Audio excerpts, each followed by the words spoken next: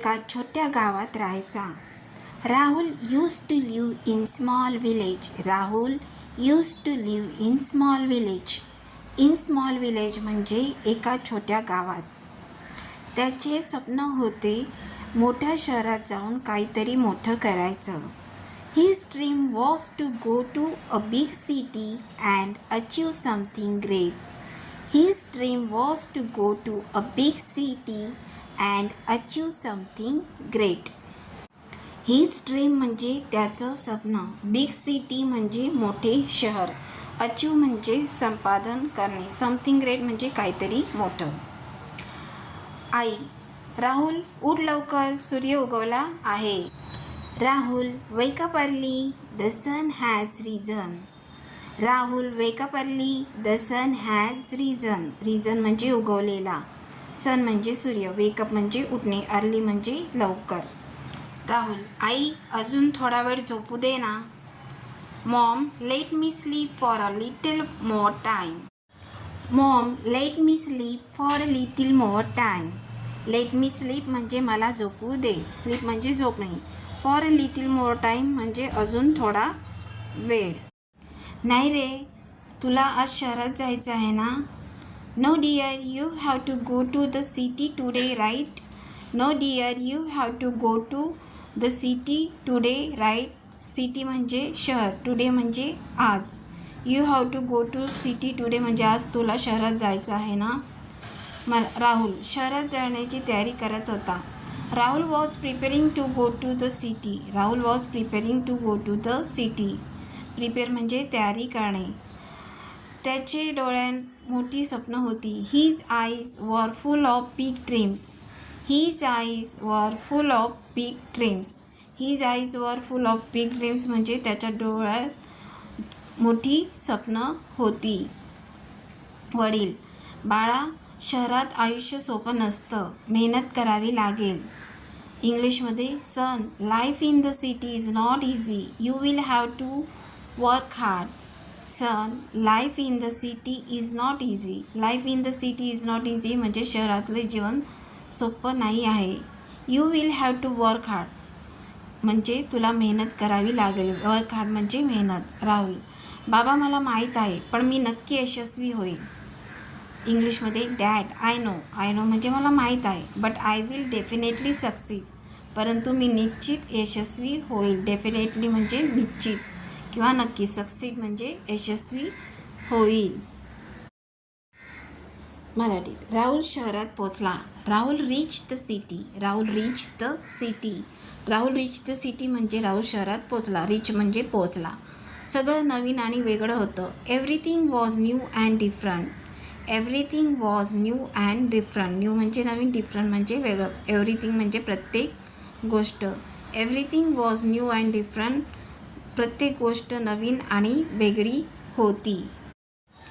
राहुल स्वतःशीच, हे शहर खूप मोठे आहे. मला इथे टिकून राहायचं आहे. Rahul to himself. To himself म्हणजे स्वतःशीच. This city is very big. This city is very big. This city म्हणजे हे शहर. व्हेरी बिग म्हणजे अतिशय मोठं. This city is very big. हे शहर खूप मोठं आहे. I have to survive here. I have to survive here म्हणजे मला इथे टिकून राहायचं आहे म्हणजे मला इथे जगायचं आहे. मालक, तुला काम हवं आहे का. मालक म्हणजे owner. Do you need a job. Do you need a job. Do you need job म्हणजे तुला कामाची गरज आहे का. तेव्हा राहुल, हो सर, मी कोणतंही काम करायला तयार आहे. इंग्लिशमध्ये येस सर. हो सर म्हणजे yes sir. I am ready to do any work. I am ready to do any work. Any work म्हणजे कोणतंही काम. रेडी म्हणजे तयार आहे. मराठीत. राहुलला एक मित्र भेटला, अमित. इंग्लिशमध्ये Rahul met a friend Amit. Rahul met a friend Amit. Met म्हणजे भेटला, फ्रेंड म्हणजे मित्र. अमित, तू नवीन आहेस का इथे. इंग्लिशमध्ये are you new here. Are you new here. New म्हणजे नवीन, येथे म्हणजे हिअर. राहुल, हो, मी गावातून आलो आहे. Rahul, yes, I have come from village. I have come from village. I have come from village म्हणजे मी गावावरून आलेलो आहे.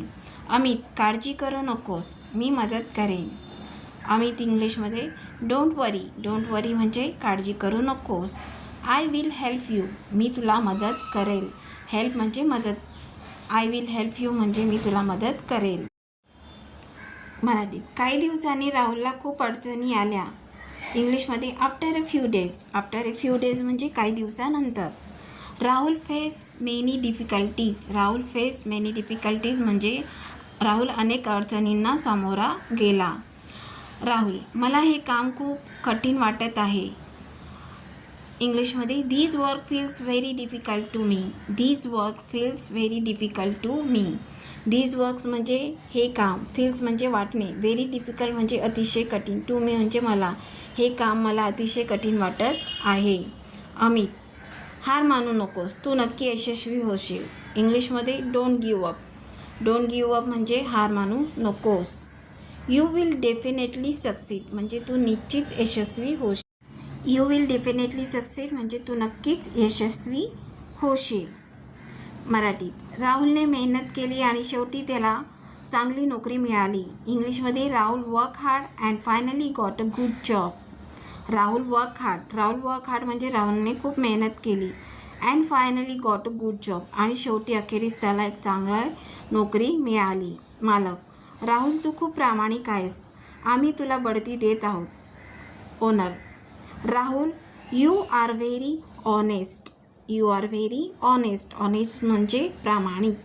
व्हेरी म्हणजे अतिशय. यू आर व्हेरी ऑनेस्ट म्हणजे तू अतिशय प्रामाणिक आहेस. वी आर प्रमोटिंग यू म्हणजे आम्ही तुला बढती देत आहोत. प्रमोट म्हणजे बढती देणे. राहुल, धन्यवाद सर, हे माझ्यासाठी खूप मोठं आहे. Thank you sir, this is very big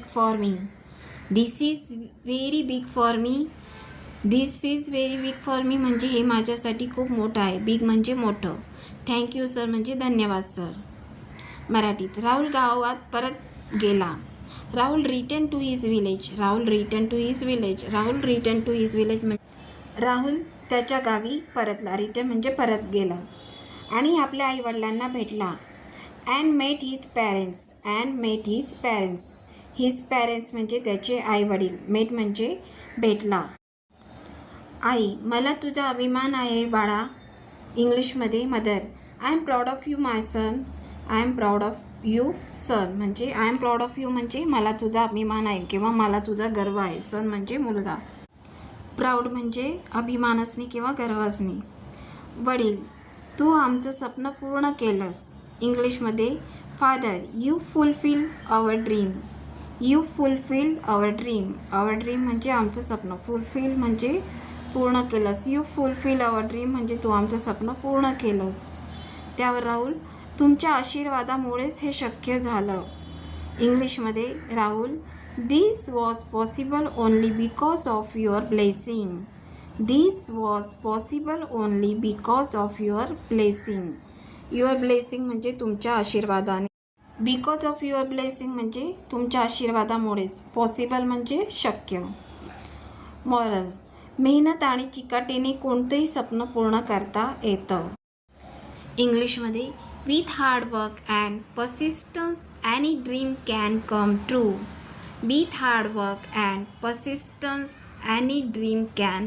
true. म्हणजेच ह्या स्टोरीतून तुम्हाला समजलं असेल की जर तुमच्याजवळ मेहनत असेल किंवा काम करण्याची चिकाटी असेल तर तुम्ही कोणत्याही प्रकारचे स्वप्न पूर्ण करू शकता.